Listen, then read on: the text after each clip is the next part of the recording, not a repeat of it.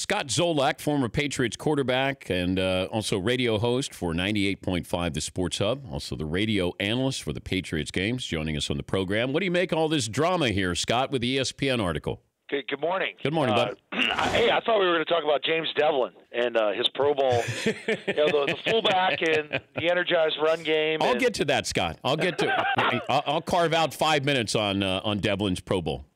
You know what it is, Dan? It feels like another deep playoff run and a Super Bowl run here. I mean, it feels like, I don't know, Deflategate all over again. Maybe a little bit of Spygate thrown in there. It just seems like nothing would better suit this team than have some sort of outside distraction to, I don't know, in a weird way, sort of motivate them to prove people wrong. Do you think this is true? I think some of it's true. Okay. What do you think? What is the biggest thing that you think is true? I mean, and I've worked with Bill a long time, and things are done his way. I think he's setting boundaries with not having Garoppolo in the building. It's always about the team, and in the article too, they talk about criticizing Brady after a throw in the Texans divisional game, which I totally 100% believe. Bill's done that from day one, and I do not believe that Tom was upset about that. That now all of a sudden Tom has this frail exterior to where he can't accept criticism. I think that comes with the territory when he's dealt with Bill. And he said nothing has changed since day one.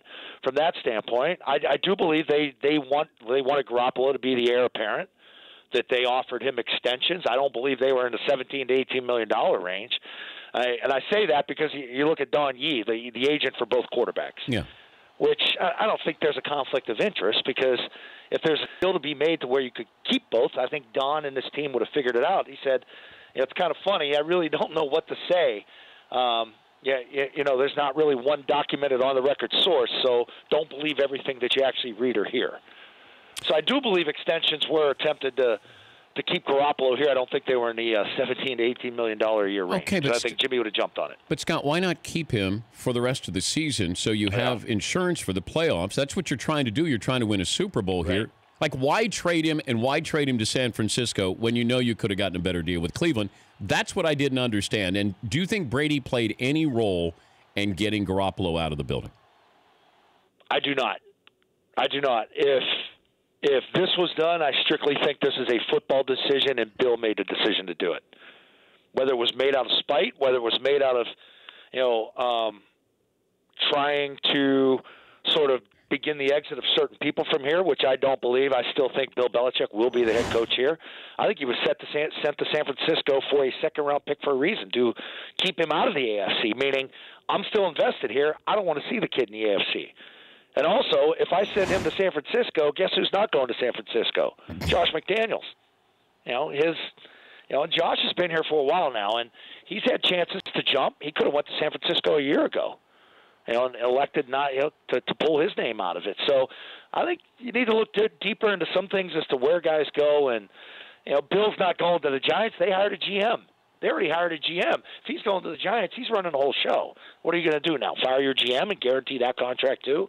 It's not the way the National Football League works. But, hey, this is what happens when you win. There's a lot of ego. There's a lot of power.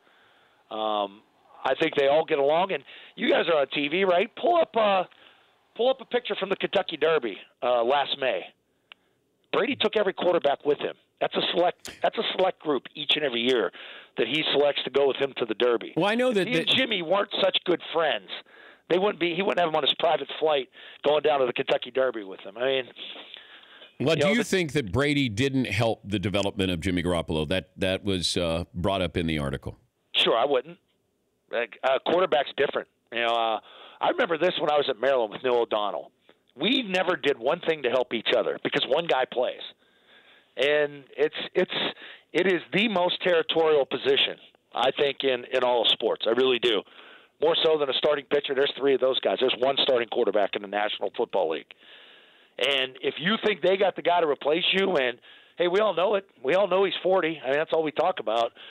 And there's the young new breed right there, and he's going to be the guy to replace you. I'm going to do everything I can to keep him away. And not to negatively affect him. So don't get me wrong there, not to hurt his development, but hey, if I know a couple secrets here and there, I'm not going to do anything to help him to make him look better to beat me out. And we've seen this before, in fairness to this situation with the Patriots. It certainly happened in Green Bay with Aaron Rodgers and Brett Favre. This has happened down through history. Tommy Maddox with John Elway in Denver.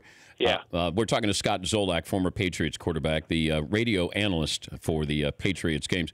If I'm still fascinated with the Garoppolo situation because it feels like if I'm Belichick, I know Jimmy Garoppolo can take me 5 more years, 7 more years, maybe 10 more years if I want to do that. Brady's not going to be able to do that. That's the interesting part of this, Scott. It feels like there was a power play and that all of a sudden Garoppolo ends up in San Francisco, and you don't. I don't care if Garoppolo was with the Cleveland Browns. I care if I get a first and second round pick from the Cleveland Browns. I couldn't care less about that he could come back to haunt me. That won't happen anytime soon. Don't forget, he traded Drew Bledsoe within the division to the Buffalo Bills. He knew that Drew couldn't beat him. I think, and you watch Jimmy play, and you listen to all the sound effect stuff. He's almost exactly the same as Brady. Yes, they were grooming him to be the. And Bill talked about this last year in a press conference. Yeah. He said when Tom's out and he's not practicing, it is seamless with Jimmy. Seamless. I mean, I stopped. I almost pulled my car over when I heard that. But I mean, hey, my dad coached Joe Montana, and I have a pretty decently close relationship with Joe, and I saw this at the end with him and Steve Young out in San Francisco. But Joe was breaking down at that point. See, that's the big difference here. Tom has not really shown that, I don't have the feeling in the arm. I couldn't take the hit from the Giants or, the elbow surgery and all that stuff, the concussions, the back injuries. Tom hasn't had any of that. I mean, he's had some issues with the Achilles this year, but honestly, Dan, I don't really know if it is the Achilles. Is there a power struggle? I think there's a power struggle with every great business organization. Everybody wants credit for the success of it. I mean, last time I checked, here we are, 13-3. I've been doing this broadcast 6 years. I've called 6 straight AFC championship games. If we do this one this year, it'll be 7 in a row. That's all you're used to. But who cares about the credit? This is the greatest coach and the greatest quarterback. Haven't they gotten enough credit? I think they have, but it's like, what came first, chicken or the egg? Look at your boy McLovin with his pull there,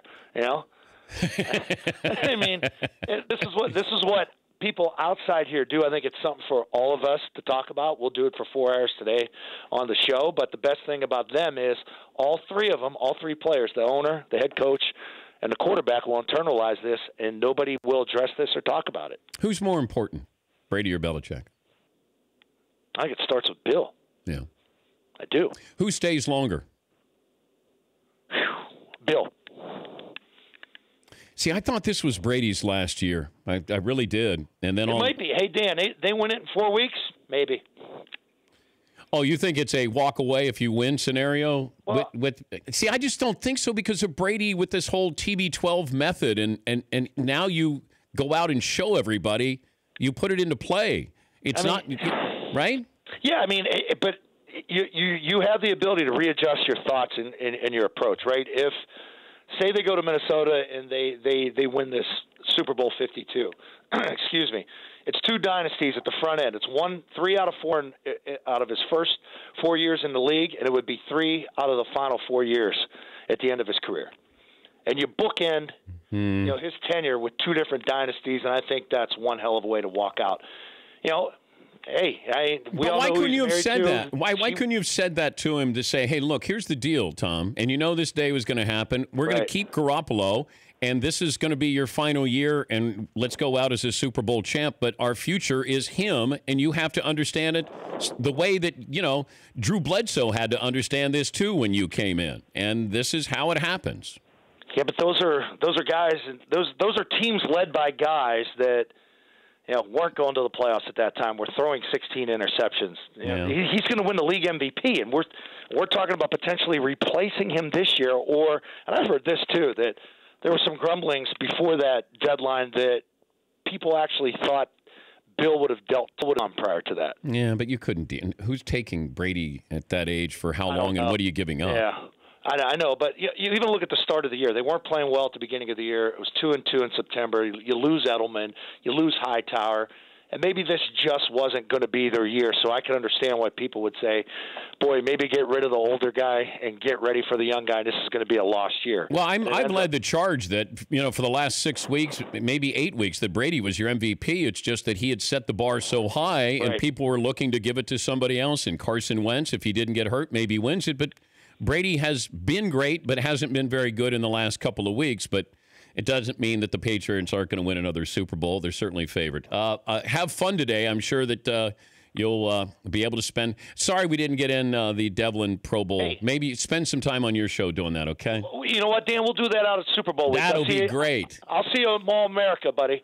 Are you going to be there even if the Patriots aren't there? No, we go if they win. That's it. Okay, that's it. All right. Well, I'll be there no matter what, and hopefully we'll cross paths. Hey, tell McLovin, what's the best matchup? What's the best matchup for the Patriots in the Super Bowl? That should be his next poll. All right. All right. Thank you, Scott. I'll see you guys. All right. Dan. That's Scott Zolak. He's programming now. For more Dan Patrick Show, tune to Audience Channel 239 on DirecTV or download the Dan Patrick Show app.